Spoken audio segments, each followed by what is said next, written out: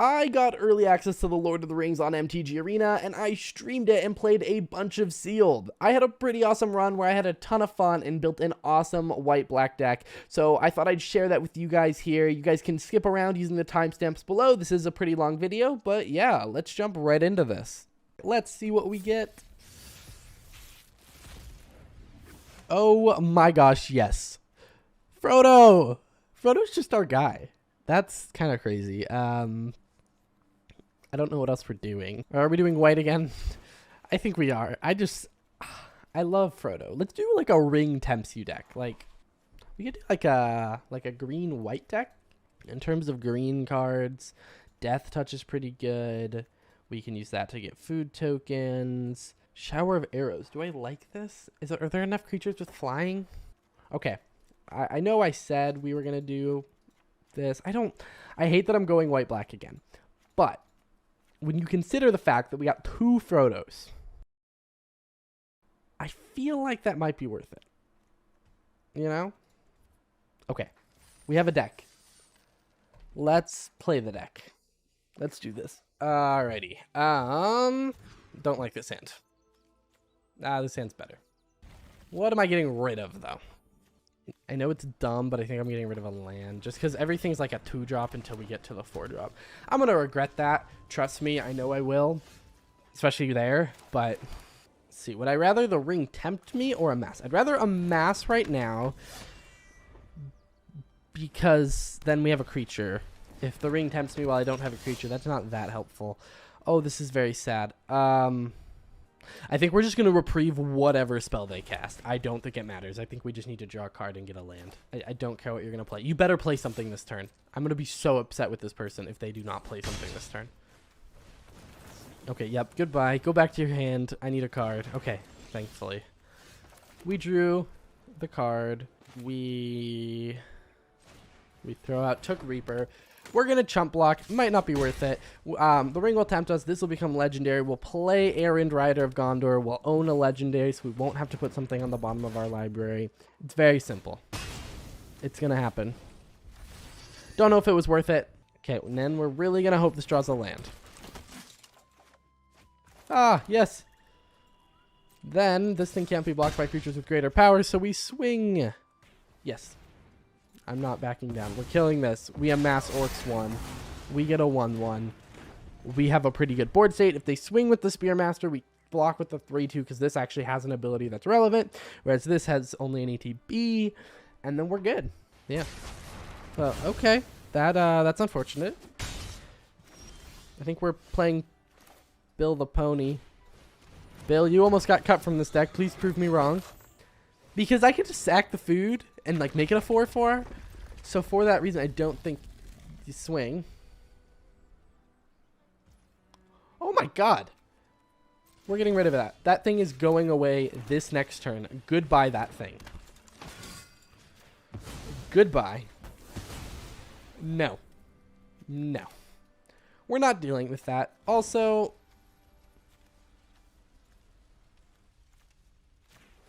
I want the ring to tempt me. I want to get on this train. I want to draw discard. Let's go, Bill. You are my ring bearer. I need more creatures, so I'm sorry. Lash of... Actually, let's get rid of that, because at this point, we're at the point of the game where we can actually pay that full amount just to kill any creature. And if we happen to have a creature like a 1/1 created by this, it ends up being cheaper. Perfect! Oh! Goodbye, Protector of Gondor. I want to have a fully completed ring.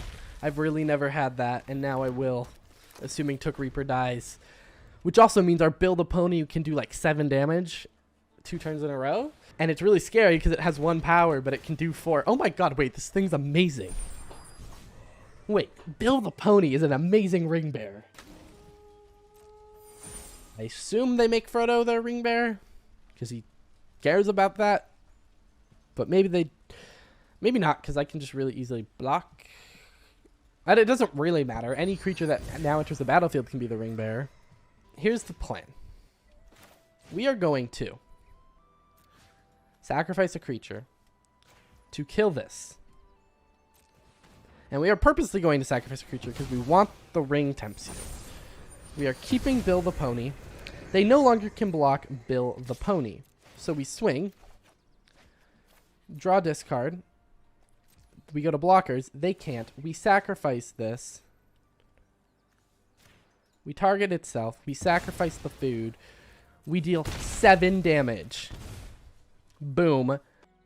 That is deceptively good. That's insane. No more lethal, assuming they sack that to gain life. Actually, no, still lethal. We have 2 other creatures. Let's see. Our favorite guy. So, here's the awkward thing. They need to gain life with Lembas to not die to Bill the Pony. Or they need to kill Bill the Pony. But can they do both? Oh my gosh, they actually have it. Let's go, Bill. I can't believe they actually had that. With greater power.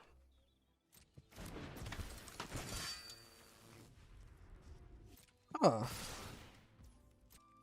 This might be a mistake. But I don't think they can do 9. Or 6.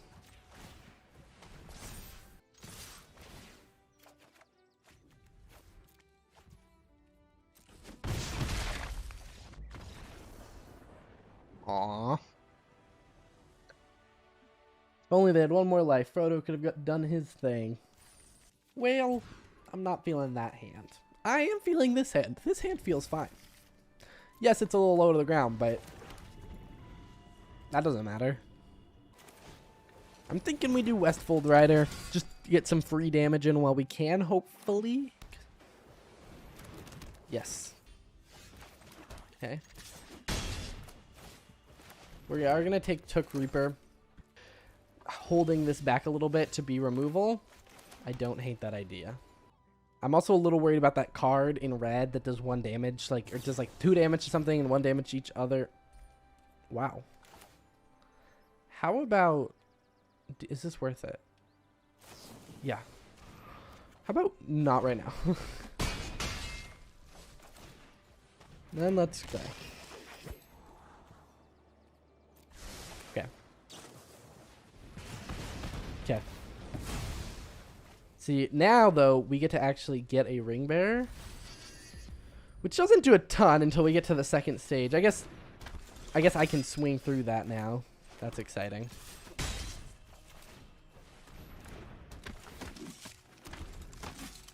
Okay. Okay, I guess I might blow that up. By might, I mean I am.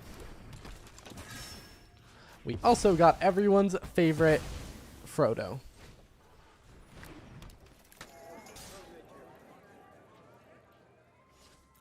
We'll hold this back. And 1 other damage. Oh. That's very rude. Luckily, Frodo survives. That's all we need. Is Frodo. I mean, it is in his best interest to murder this. Because then I can't resurrect... Yeah. I can't resurrect Haunt of the Dead Marshes. Let's see what's in his hand. I'm more worried about that. Don't draw more cards. I'm not worried about a 2/3 that doesn't do anything because you don't have any other foods. Oh, I guess, sorry. It gets him +1/+1. Okay. Pop off. I have a 1/4 now, though, so Bill the Pony coming in clutch. It's also now a legendary, so Haunt of the Dead Marshes is coming back, which lets us scry. Okay, this is actually a little scarier now.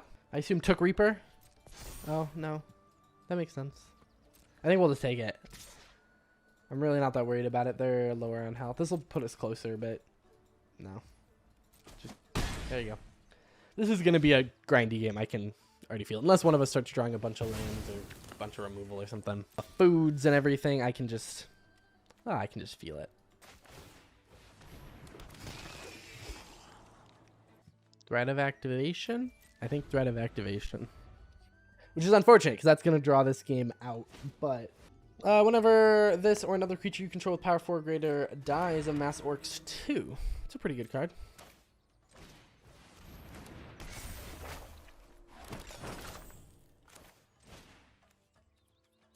We are going to get rid of it, obviously. But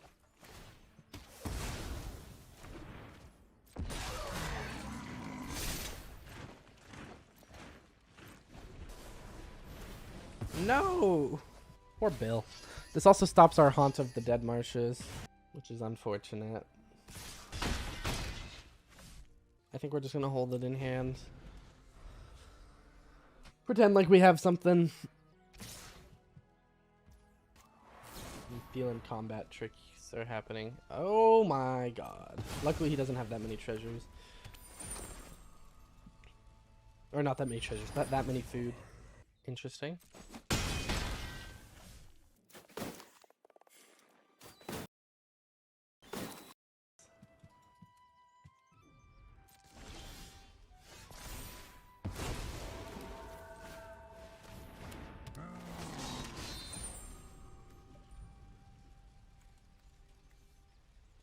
Might be stupid, but I'm gonna make that, and then we're gonna crack the treasure to get out Haunt. And like that, we get an instant board state.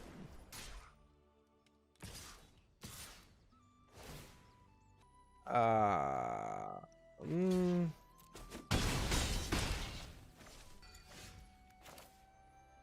obviously we don't sack a creature, we just pay the cost, and then we kill this. They no longer have a ring bearer. We discard a swamp. Okay.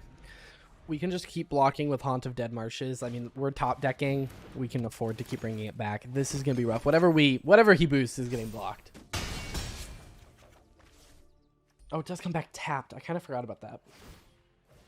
But it does have, like, it doesn't say only it's a sorcery. But this thing actually means we're fine. Because this thing can block. We'll see what they do. They would need to have more than one card. Yay! I'm going to slow this down just a little bit.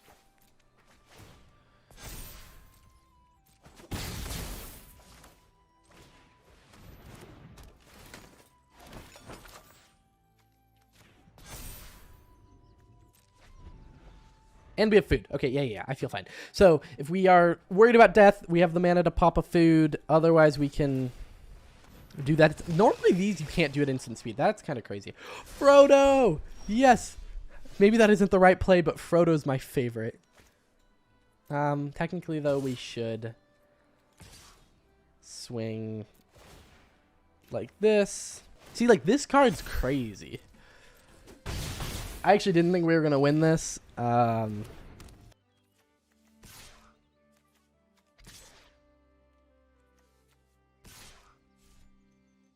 See, it's one of the things I have to be, like, kind of careful, but let's, this would be pretty devastating if he blocks this. I mean, he can triple block it or whatever if he wants to. Yeah, that's kind of what I figured, but,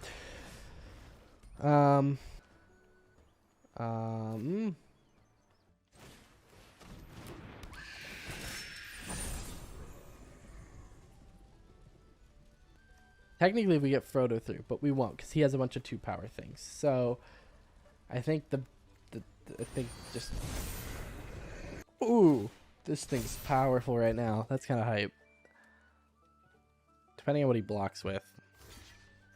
I'm being kind of conservative about this. I really don't want to, like, have him draw some magic card and win. We do have lethal next turn. We actually maybe had lethal there. I don't think so. No, we didn't. Alrighty. Yeah, I don't hate this hand. Let's reprieve. I feel like it's good. I can't tell with this card. I think it's good. I feel like early on it's kind of like a time walk where I'm like kind of just setting them back and I get to replace the card in my hand, so it's kind of like I took an extra turn. I'd rather, again, the amass one first so that I can at least have a creature. Flash out Samwise, question mark? No? Okay. Let's just play the Berserker.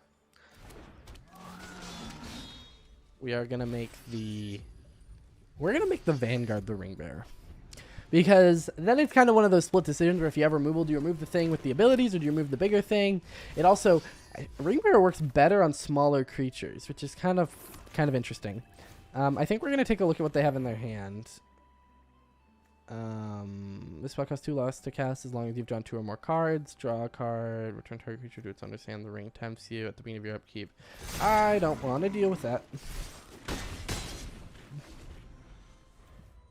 That may not have been the right move, but I feel like I can deal with these other things. This is like, I have to draw my enchantment removal or else I'm going to lose.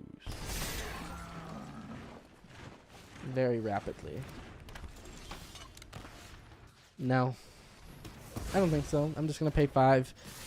We're going to swing with everything. He can kill my ring bearer. That's fine. He's down to 7. I get to amass orc, so we have potential lethal next turn if we get another amass orc and they don't play anything, which is unlikely, especially because they have Soothing of Smeagol.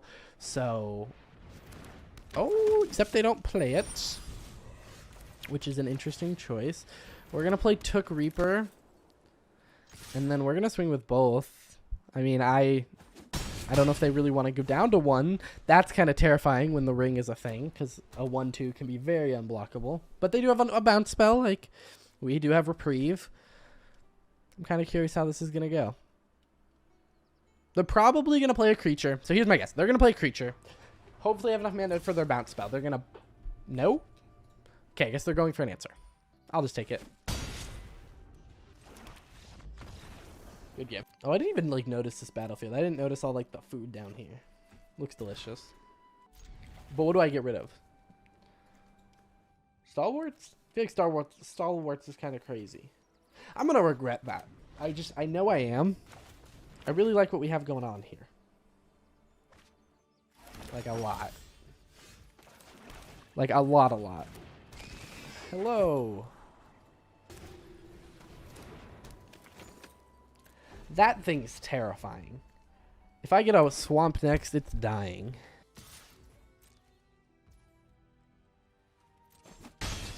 As to be expected, we play the Berserker, make the Berserker our ring bearer.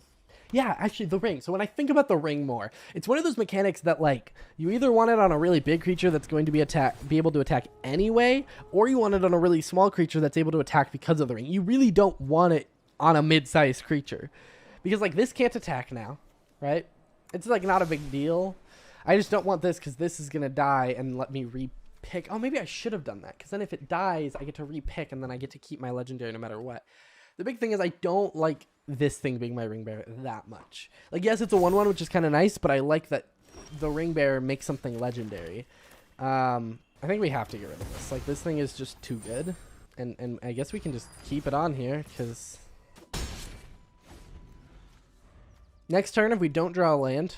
Assuming we don't draw anything that changes this plan. If we don't draw a land, I'm going to nasty end my Took Reaper, hoping to get a land out of the cards drawn. Oh, I misplayed. I misplayed bad. I should have made Took Reaper my... That would have made my next play so much better.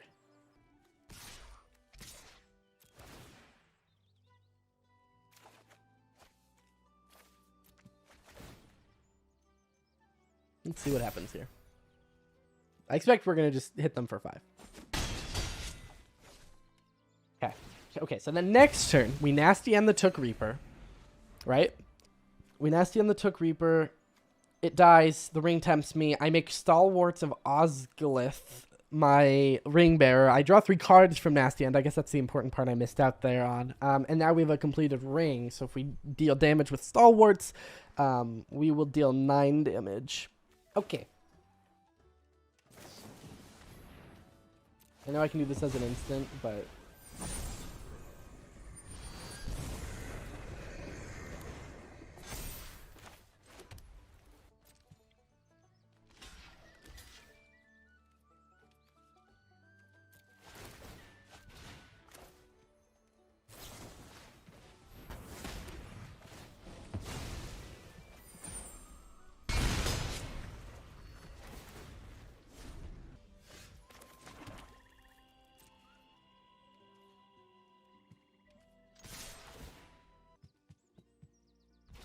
I mean, so this thing's dying no matter what.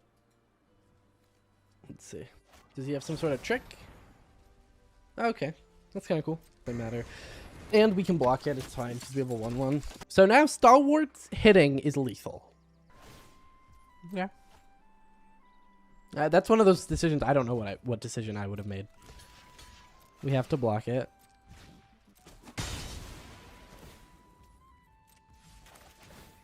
We bring back this guy. Scry 1. No. I don't want that. Bill the Pony. Again, deceptively good ring bearer. So he has to block the 7/6, so everything else is a free attack. Or sorry, the 8/7 now. Nope. Good game. Okay, because then when I hit him, deals 3. Okay. There we go. But I am very curious what your guys' thoughts are on it. I think, as a set for paper, I think it looks really cool. Yeah.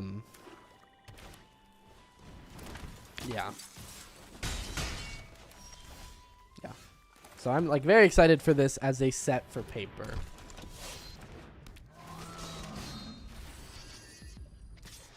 I'm a little worried about this. I think... I was gonna say, I think I would have blocked there if he goes for it. Okay. Let's put the thing on here and then swing. It can block. That's fine.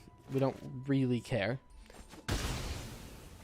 Yeah, it kind of feels bad spending the coins on like a limited environment and then having the cards not be usable in like standard. But personally, I play historic, so these cards will at least be usable there, which is going to be kind of nice. Although I don't know how, like, going into this, I kind of expected the power level to be closer to something like a Modern Horizons, just because it was going straight into Modern. But I think this was just designed to be a fun, like, limited experience, probably built to be a standard set, just for complexity reasons even.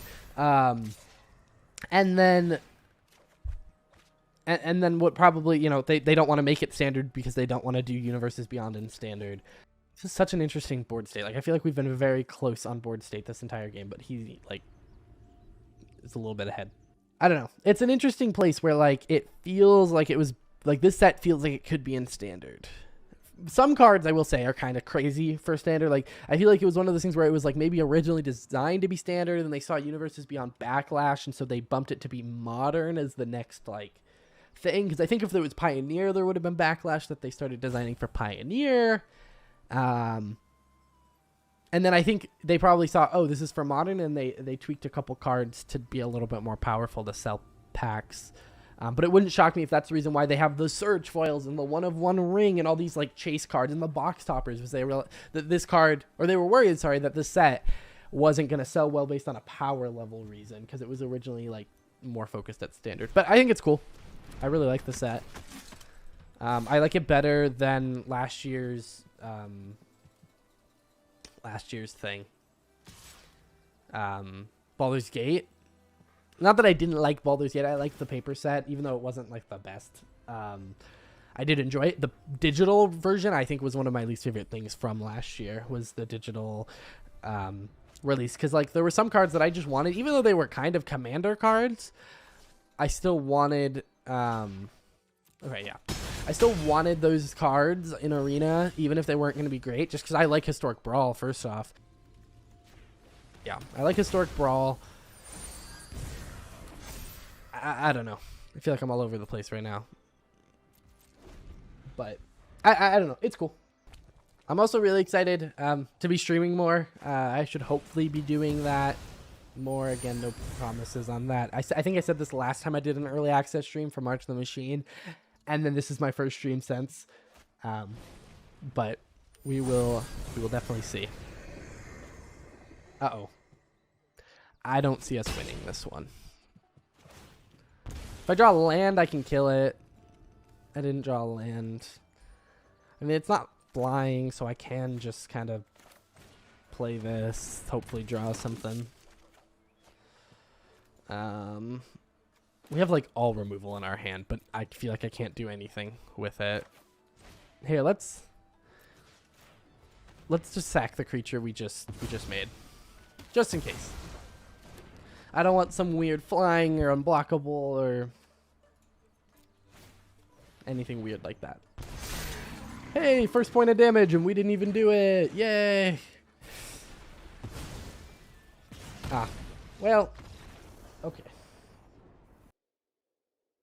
Yep. This has been a lot of fun. This is one of the first sets. Like, I don't know why March of the Machine like was exciting for me, but I wasn't that excited to actually jump in and play with the cards. I was excited that, oh, the game's gonna change forever, and you know that's how they built up the hype for it. But once the cards were revealed, I was like, I don't know, this doesn't, like, I'm not that excited to go draft it. This set, I was like, this seems like a good, fun draft experience, and I really like this hand. We just need to draw another card. I also like that you can see the ring is flying above. Like, you can see the shadow of the ring pet right here. Because it's waiting for him to mulligan, which is kind of funny. I think we do this. Try to get in some early damage. Hope for a land. Yes! Never punished. Let's see what he does. Let's see what they do, I should say. Let's play Nazgul. Nazgul will be able to nicely block.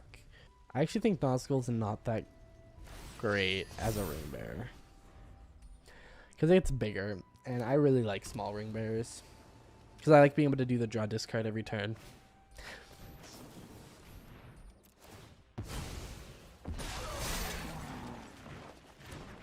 I feel like Nasty End is also really crazy good. Like, I might be wrong. I might be totally misreading that. But, like, 2 mana, and, like, yes, you have to sacrifice your ring bearer or a legendary, but it just, depending, I guess, on how you're building your deck, like, as long as you can get back your ring bearer, that's not a huge deal. I think we're at that part of the game where Reprieve is going to be really good. So I think we are going to do this. We're going to make the Orc Army my thing. And then we are going to discard... I don't want to discard any of these. I know this is probably the wrong move, but I'm discarding that because I want to see their hand. I want a bunch of flying spirits. I want Build a Pony to be my ring bearer. Because again, Build a Pony, I think it's the best ring bearer in the set that I've seen. Let's stop that for now. I like Reprieve. Like there. That buys us another turn, a whole nother turn. And if we manage to, you know, have the ring tempt us, it can be extra good. We also have Westfold Rider, so like on our actual turn, it doesn't really matter. We are gonna play Rosy Cotton, and then we're gonna play a Westfold Rider. That is my plan. And the plan is quite simple. We're also gonna swing, actually, before we do anything else. We are going to swing. We are also going to put a counter on this, so that he kind of has to worry about, or they have to worry about, multiple things here. But I'm going to have to use this Westfold Rider to blow up the fog. Whenever the ring tempts you, if you choose a creature other than Aragorn as your ring bearer, put your choice of a counter from among First Strike, Vigilance, Death Touch, and Lifelink on Aragorn. When you put one or more counters on Aragorn, put one of each of those kinds of counters on up to one other target. That seems pretty good. Let's blow up this.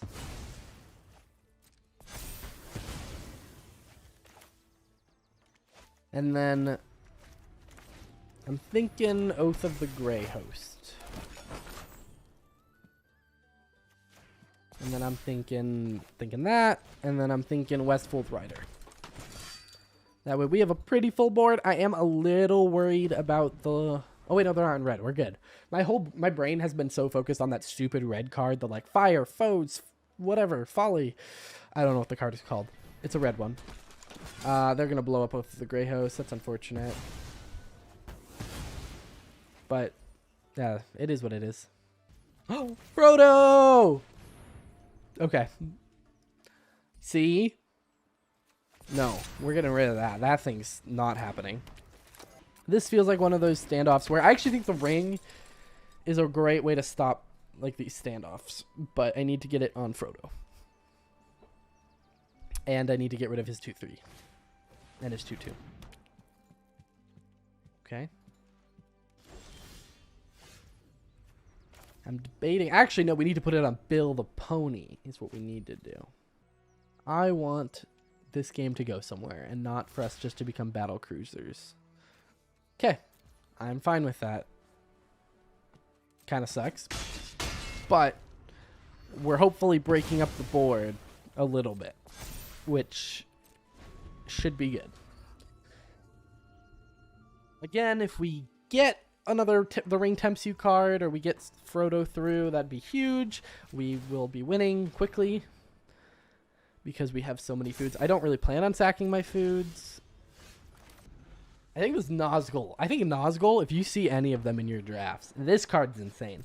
It ETBs, The Ring Tempts You. It's then a 2/3. So it's a 2/3 with Death Touch that has The Ring Tempt You. But then it also gets bigger. Like, if you manage to have other things tempt you. I might as well upgrade him now.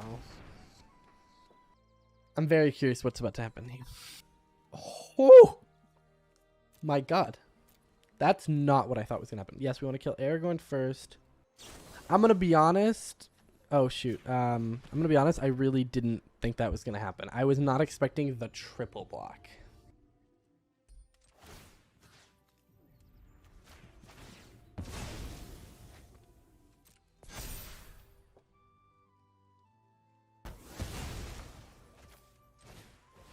Let's unleash Bill the Pony. Why don't we? Unless we get countered. Okay, cool. Bill the Pony is now unleashed. Doing great things for us. Now let's see. Does he have removal or a bounce spell or something? It's kind of what I'm expecting. Okay. Let's block here. And take 4.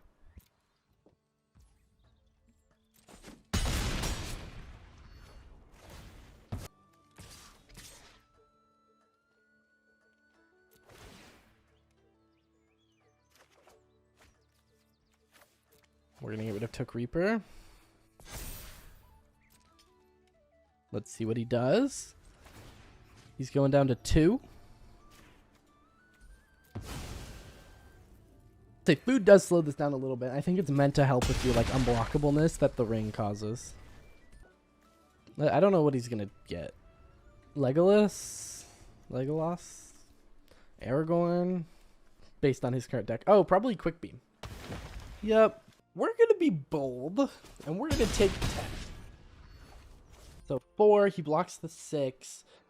4, 5, 6. Okay, yeah. So if we pay 4 to blow up this thing, we can then swing with everything, draw discard. Next we go to blockers. He blocks the 7, 6. We munch on some food. We do 4, 6. Yep, that's lethal. Yes! We did it! Voice crack. I then proceeded to get stomped in my 2 games after this. And so instead of making you watch the hard struggle that plays very similarly to the past couple games, I decided to speed it up, and I'm going to give you some post-game commentary on all of this. Overall, Lord of the Rings is a really, really fun set that I enjoyed doing the early access for. However, hopefully I'll be doing early accesses in the future, so stay tuned for the next one whenever that is. I'm also hoping to be streaming a little bit more, so expect at least 1 stream next month. I know it's like not a ton, but streaming's a new thing, and I'm really excited to see how it went. This is one of my most successful streams ever, so if you tuned in and saw that, I appreciate it. Why are you watching this video? Oh my gosh, you already sat through this. This was originally like a 3-hour stream, so cutting it down to like 40-something minutes was a little bit of a challenge, but I also hope you guys enjoyed the video. Please leave any feedback in the comments down below. I tried a new style, which It's meant to be a little bit more entertaining to watch. It's a little bit less specific in the fact that you do miss some things. You know, I did cut some of the opponent's turns, or if nothing interesting was happening, we'd skip a little bit ahead in the game, just so it would be a little bit more manageable to watch. But let me know, do you like it, or do you feel like you're missing out on the game and you want to see the full thing? The other thing, this whole stream is live on my channel. If you go to my channel and then click live, you can see the full VOD for this and my March of the Machine early access event, so you guys can check out both of those. But I thought I'd give you a nice little, you know, breakdown. You can kind of see what it's like on the stream. It's really chill. It's really fun. We get to mess with some new cards. We played a lot of sealed. We played a little bit of actual alchemy with some pre-constructed decks, or I should say some pre-planned decks that I had made beforehand.